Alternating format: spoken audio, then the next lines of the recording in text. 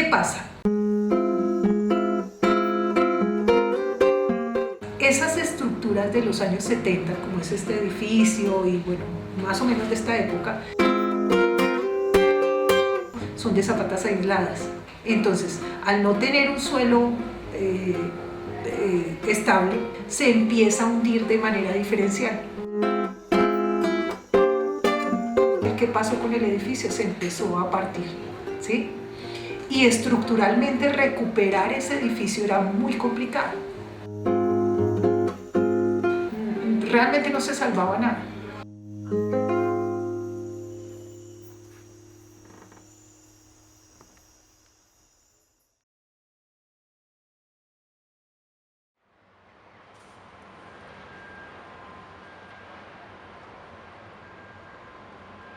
A pesar de que es un campus así de grande, prácticamente uno ingresa es como por un edificio, así. Uno entra por las porterías de la universidad, pero se dirige al edificio donde tiene sus clases y empieza a conocer la universidad como si fuese un ombligo. Entonces, el ombligo mío, por el cual entré a la universidad y empecé a conocerla, fue el edificio 303. Antes de estudiar diseño industrial estudié veterinaria. Entonces, la percepción mía de la universidad cuando estudiaba veterinaria era que nosotros vivíamos todo el campus. Entonces, en veterinaria nosotros también teníamos clases por toda la universidad. Entonces, antropología en ciencias humanas y química en química y en fin, o sea, paseamos por toda la universidad. Pero cuando entramos a estudiar diseño, yo sentí que el campus se redujo al edificio 303. Porque uno ya no iba a buscar a los profesores, sino que los profesores venían donde uno estaba. Entonces, si teníamos psicología, el psicólogo venía, si teníamos ingeniería, el ingeniero venía, pero nosotros no íbamos a los sitios. Entonces, toda la actividad se centralizaba en el edificio 303. Con mis compañeros y amigos de otras facultades, era un símbolo de la Facultad de Artes, digamos. Inclusive la Facultad de Artes no era el edificio de Bellas Artes, como hoy se conoce con su ubicación, sino cuando decían artes se dirigían hacia el edificio. Como estudiante estuve aproximadamente unos 10 años. Eso incluyó pues, los cierres de la época y otro tipo de situaciones que incluyen el edificio como un elemento particular en donde se sucedían cosas especiales en los momentos en que la policía invadía los predios de la universidad. Entonces, ya de entrada puedo decir que el edificio no solamente como un espacio de estudio, sino como un espacio de protección en los momentos en que había peleas y había movimientos de esa naturaleza. Al menos para nosotros los arquitectos ha sido como el símbolo de la arquitectura dentro de la Universidad Nacional en varios términos. Primero, como el sitio de encuentro de los arquitectos, bien de los arquitectos o de, según cada caso, los estudiantes de arquitectura, y como sitio de encuentro de todos ellos, pues las mayoría de charlas y encuentros y etcétera gravitaban en torno a la arquitectura, no solamente de la que se producía en la Universidad Nacional, sino también de la que se producía a nivel país y a nivel del mundo. O sea, las discusiones eran muy arquitectónicas. Entonces, esa condición de sitio de encuentro es fundamental para impulsar el desarrollo de la comunidad arquitectónica. Los Prados eran un lugar en donde a mediodía era una gran playa donde todo el mundo socializaba, hablaba de la gente, hablaba de sus profesores, hablaba de sus clases, dormía, comía, jugaba fútbol, ¿sí? Entonces no es solamente el edificio, sino ese entorno verde que lo rodeaba que generaba eso. Las mujeres de la Facultad de Artes tenían fama de ser muy bonitas. Y entonces venían los ingenieros, los de un lado, a buscar las chicas bonitas ahí en ese lado. Entonces era bastante particular esa interdisciplinariedad que se empezaba a verse ahí. Entonces ahí prácticamente uno vivía todo. No solamente las clases, sino toda su actividad social, el conseguir novia fue ahí, en fin, todo era ahí.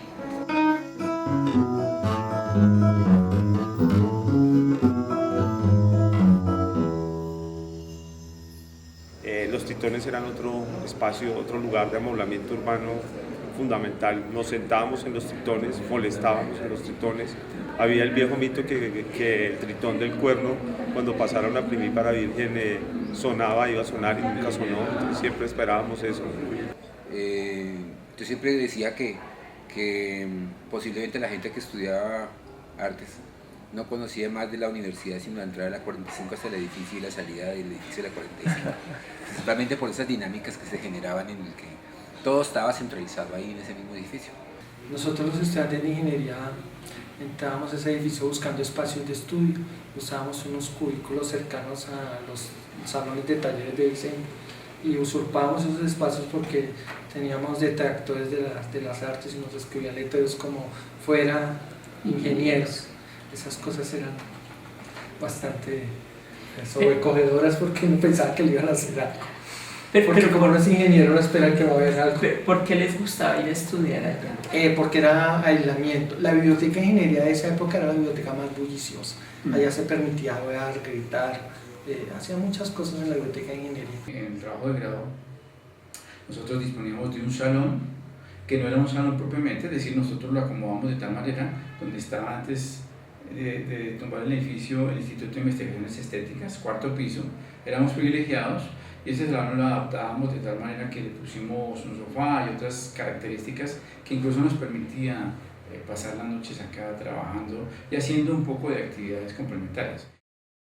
¿Cuál es el lugar de la ciudad universitaria que más le gusta? Las aulas, siempre permanecemos en las aulas. ¿Cuál es el lugar más feo de la ciudad universitaria? Las aulas.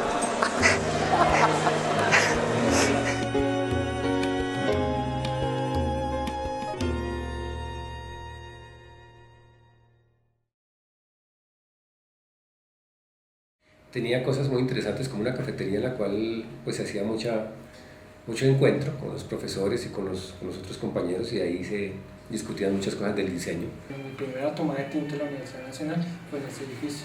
La cafetería era bastante acogedora, mientras que la de matemáticas era bastante bulliciosa y desordenada. En la cafetería siempre había alguien tomándose un tinto, entonces una vez se sentaba con esa persona, estudiante o profesor, y ahí se discutieron muchas cosas que cambiaron o que enfocaron la carrera.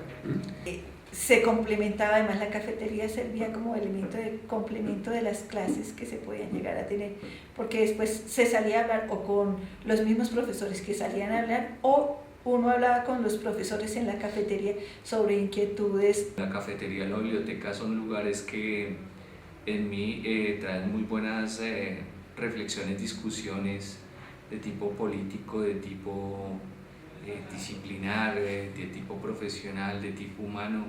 O sea, bueno, podría decirse que sí, el edificio cumplía su función como simbólica, ¿no? Como un símbolo de comunidad. ¿Sí? Claro que sí, era un lugar de encuentro, un lugar de pertenencia, ¿no? Es la casa de la carrera, la casa de la carrera. Al principio el edificio tenía una biblioteca muy buena, y así que uno sacaba libros de la biblioteca que estaban ahí y los llevaba al salón y con eso servía muchísimo. Después con las políticas esas de la universidad de supuestas mejoras, pero sin consulta con respecto a las estrategias pedagógicas de estas disciplinas, se llevaron las revistas y la biblioteca para otro lado. Conclusión, nosotros no volvimos a llevar esos libros grandes e importantes del diseño al aula o consultar fácilmente en la biblioteca. Eso se perdió un poco.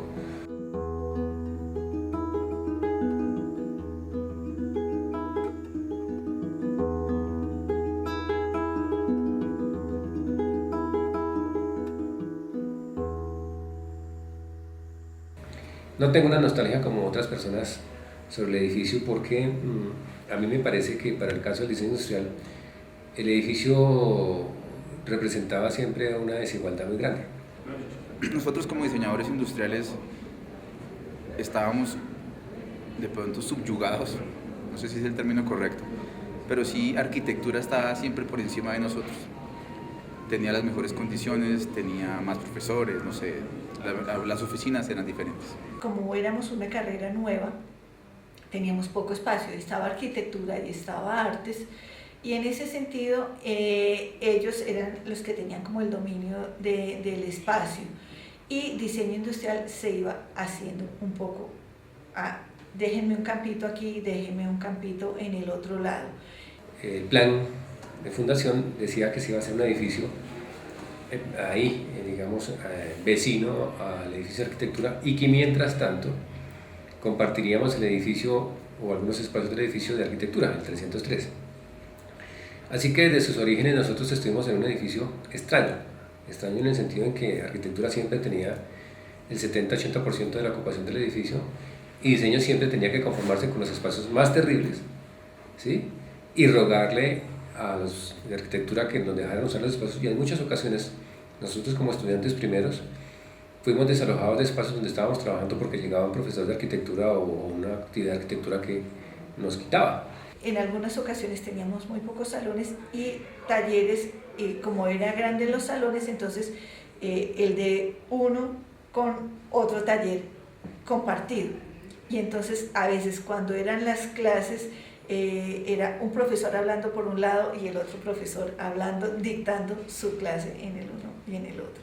Como siempre ha sucedido, las dos carreras ni se ven. Entonces nosotros decíamos que arquitectura eran los de la noche y los de diseño éramos los del día, porque no había la gente de arquitectura trabajando en la noche. Pero había otras cosas importantes que se generaban en ese espacio, y era que uno podía apropiarse de los espacios.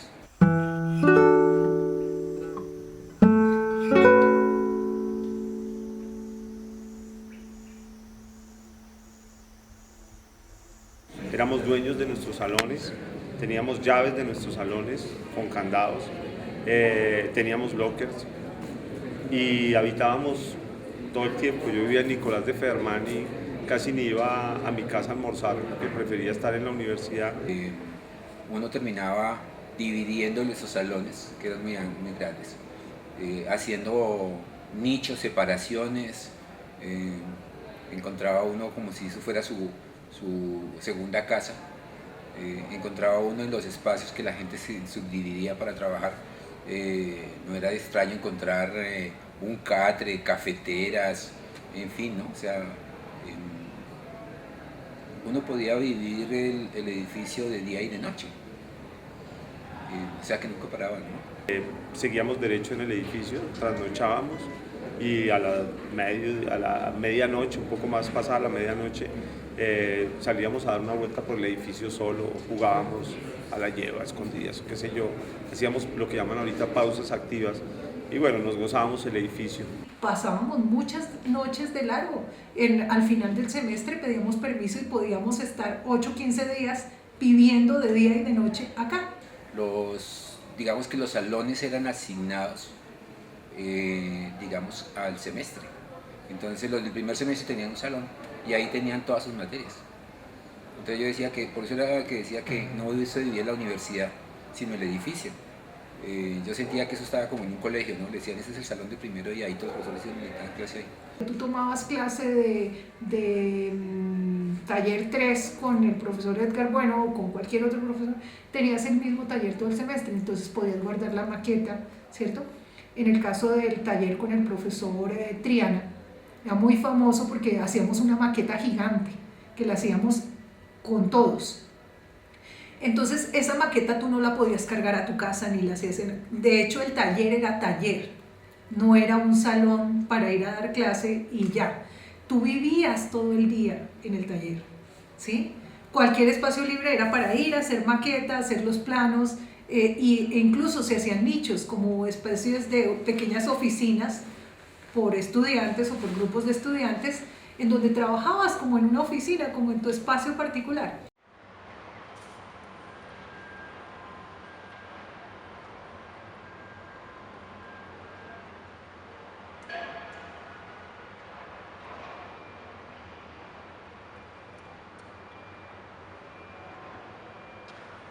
Una de las cosas que llamaba la atención cuando entraba en el edificio era el hall tan amplio, que era una situación muy llamativa.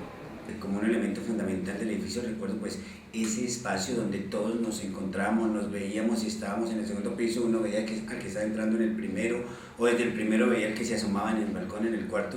Ese espacio fue el elemento como espacio que aglutinaba a toda la comunidad del edificio.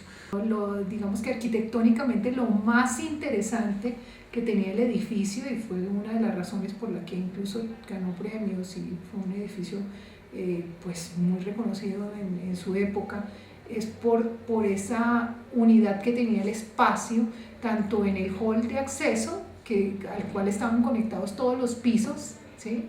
Entonces, por ejemplo, cuando llegaban los primíparos o cuando había reuniones, todos estábamos ahí, desde los diferentes pisos podíamos ver el primer nivel, ¿sí?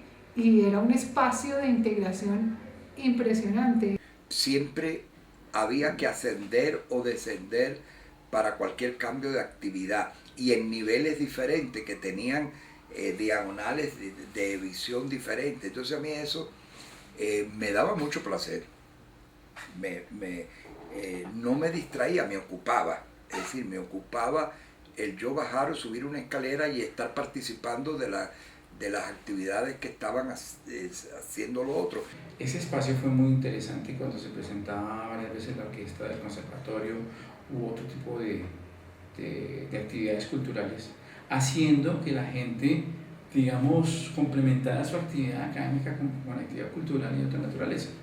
Se llegaban a armar rumbas, hacían fiestas ahí, con conjunto llanero, hasta una vez de rock, con yo estudiante recuerdo, porque el edificio se prestaba. Creo que eran los jueves de tango.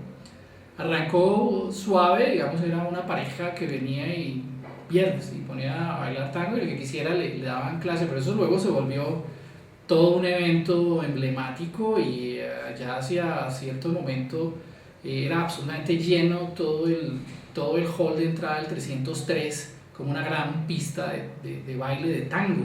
Cuando uno entraba a ese edificio, la primera vez se sentía uno sobrecogedor porque era un edificio de amplias terrazas, entonces siempre había muchos espacios. Invitaba a las exposiciones. Alguna vez llegué como estudiante y había una exposición de muebles y eran como muebles de cartón. Pensaba que era tal vez Ramiro Achuri, tal vez.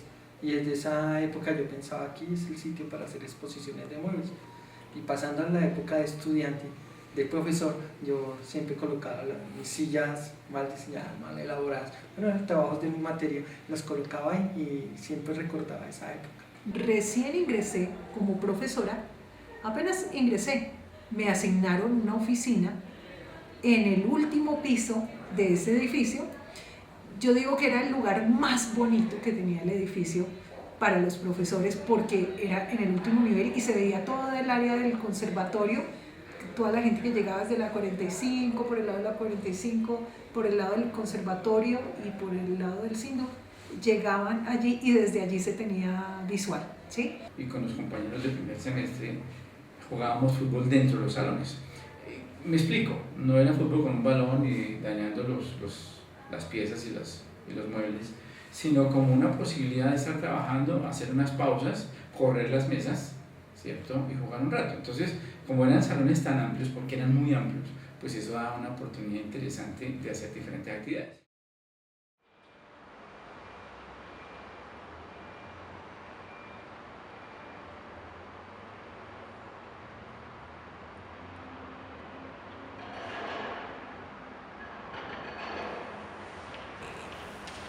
Empieza a surgir cierto tipo de problemas. Cuando ya está uno dando clases y demás, empieza a evidenciar problemas como lo que viene siendo estructurales, y empieza a caerse. Una vez estábamos nosotros en una reunión de profesores y un temblor brutal aquí en Bogotá.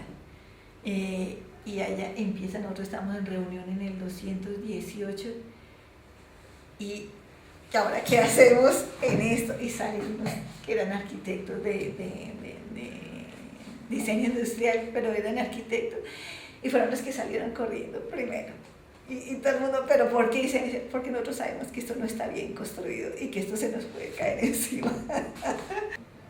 Nostalgia sí por el edificio 303 cuando empieza uno a verlo a gritar, comienza uno a entender que hubo problemas de origen en la construcción del edificio.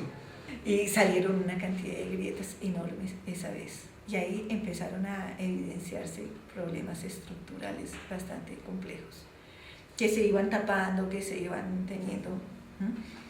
Cuando estuve en la dirección el tema se discutió y hubo una gestión de la decanatura del momento, en la cabeza de Jaime Franqui, para hacer los estudios estructurales. Contrató una firma de ingeniería muy buena y se tomó la decisión de hacer unos refuerzos que más que otra cosa eran paliativos, porque efectivamente el edificio presentaba riesgos serios para la integridad de los que lo habitábamos.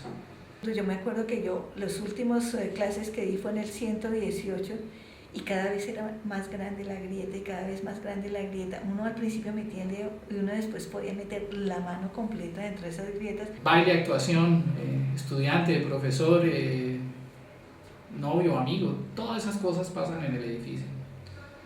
Y se llega a la conclusión que efectivamente no es viable, creo que fue el término que se usa técnicamente hablando, el edificio no era viable y se demuele.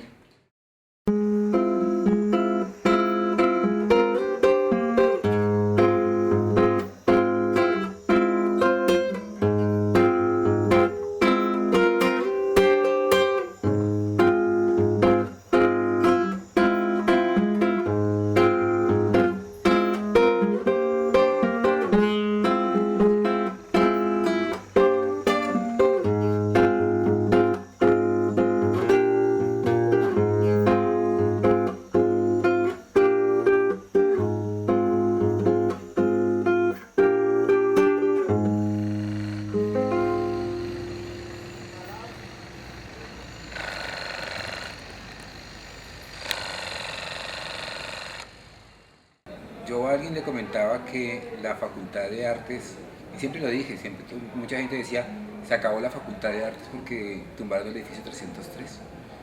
Pero lo cierto es que la facultad tiene muchísimos edificios.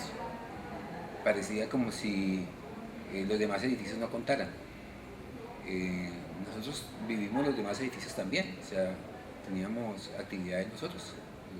De hecho, los primeros semestres, aun cuando teníamos clases en el 303, muchos de los talleres y actividades que hacíamos los hacíamos en el 114, en el chino. En este edificio es muy importante resaltar la existencia de este patio donde estamos localizados en este momento, en la medida en que es de los pocos edificios que existen en la universidad que cuenta con esta forma de implantación.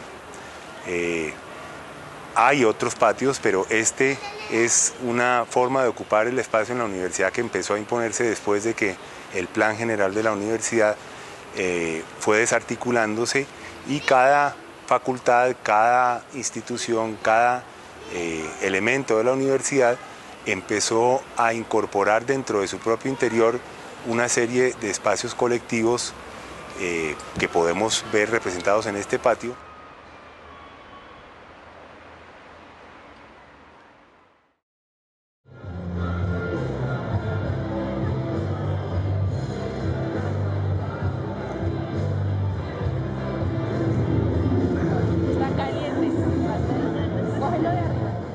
Entonces representa que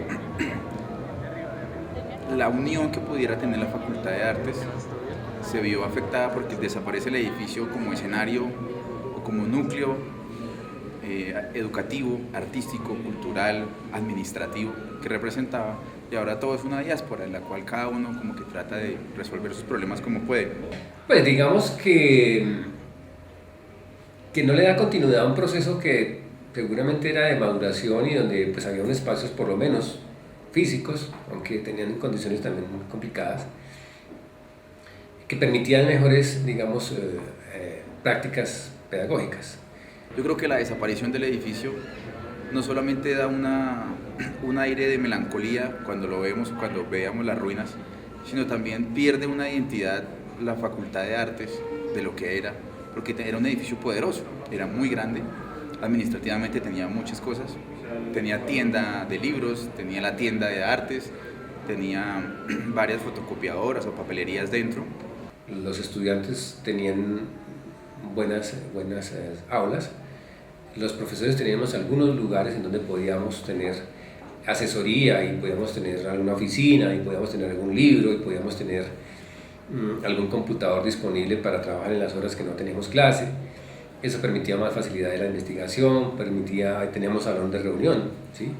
Donde nos podíamos reunir y hacer una reunión de los profesores, hacer las asesorías de los proyectos de grado, recibir invitados o personas que llegaban y que tenían que hablar con nosotros de otras instituciones y cosas de esas.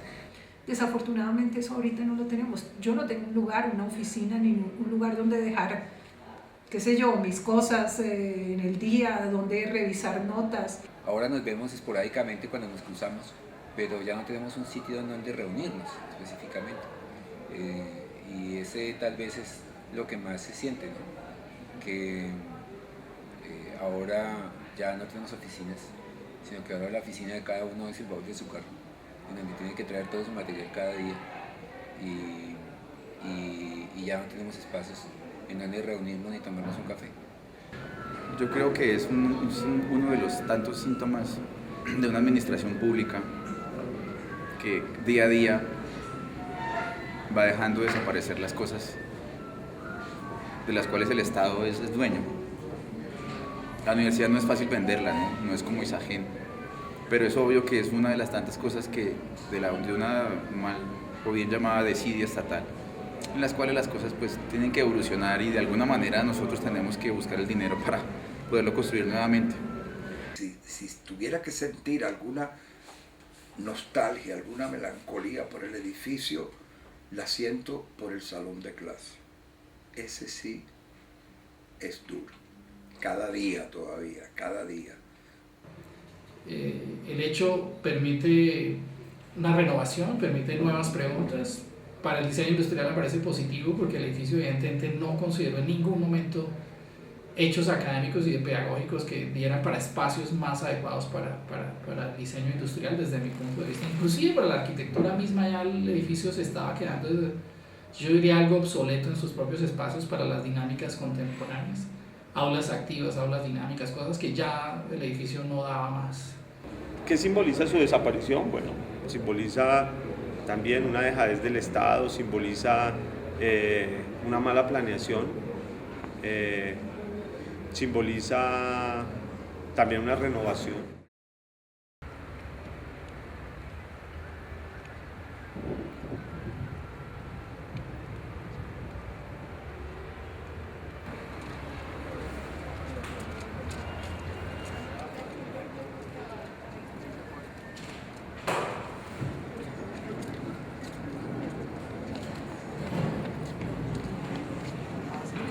Es como una oportunidad de renovarse, porque también a veces uno llegaba a la universidad después de haber sido estudiante, de ser egresado, de estar un tiempo por fuera, y la primera percepción es como de una no paso del tiempo. Entonces las mismas prácticas, las mismas cosas. Entonces es como someter el diseño a la pregunta de si está ajeno a la dinámica del tiempo. Uno dando clases sentía que el espacio no le ayudaba para las dinámicas que quería plantear, como si se hubiera pensado en los 70 y que los 70 quedaran por siempre en la vida. Cuando desaparece, pues evidentemente pues, el edificio de pronto plantea que el proyecto nuevo de pronto sí considere que diseño industrial sí existe y le haga un espacio real. Entonces para mí representa una esperanza. Entonces es una buena oportunidad para ver si esperamos a que arquitectura nos ayude a construir un edificio o nosotros como diseñadores podemos participar en hacerlo para todos o hacerlo independiente.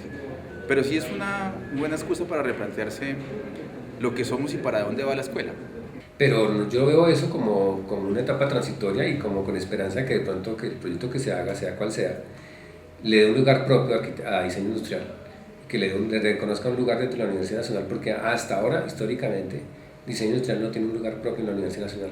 En el primer sentido es que un edificio que se piense ahora, pues seguramente va a ser mucho más idóneo para responder a las nuevas pedagogías, a los nuevos modelos de discutir, a los nuevos modelos académicos. Entonces seguramente un edificio que se piense ahora tendrá que pensar con los instrumentos de ahora, con los requerimientos de ahora, con las expectativas instrumentales y demás, pero también estéticas de ahora. Creo que es como cuando uno se va al extranjero y se va a hacer estudios y se va a esas cosas, y uno dice, pero dejo mi familia y dejo mi casita y dejo no sé cuántas cosas, pero va a ser para mejorar, ¿sí? Y se queda uno lamentando o se queda uno, bueno, construyamos lo que queda por venir y que ojalá que lo que uno pueda llegar a hacer aporte de lo que fue y que debió haber sido, lo que puede llegar a ser más adelante para construir nuevas cosas, puede llegar a ser interesante en ese punto de vista. Yo le veo, personalmente le veo muchas más posibilidades a lo que viene que a lo que pasó. Y no hay que extrañar las cosas cuando siento yo como egresado, cuando nunca uno volvió a un espacio, pues ¿por qué extrañar algo que uno ya olvidó? Yo creo que el edificio nuevo pues incorporará ese espíritu de cónclave que nos hace tanta falta ahora. Yo creo que ahora nos hace mucha falta vernos más a menudo.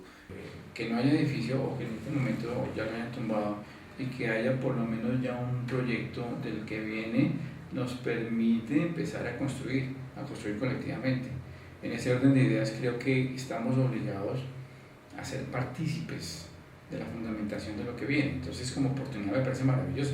Y a mí me preocupa desde el punto de vista estrictamente pedagógico, si se quiere, la distancia cada vez más notoria entre los estudiantes de unas disciplinas y otras, de unas carreras y otras, cuando en el arte eso es tan necesario y tan recurrente, es decir, yo diría que inviolable, el no compartir aspiraciones y el no compartir reflexiones sobre los distintos ámbitos, que por ejemplo estás con una cámara en la mano, pero por ejemplo que el estudiante de cine no tenga que ver nada con el de diseño industrial o el de música, no se ocupe de los problemas que están aconteciendo en la plástica, a mí me parece fatal para cualquier proyecto pedagógico, y eso nos lo daba el edificio, y este nuevo yo supongo que nos lo ve de mejor manera.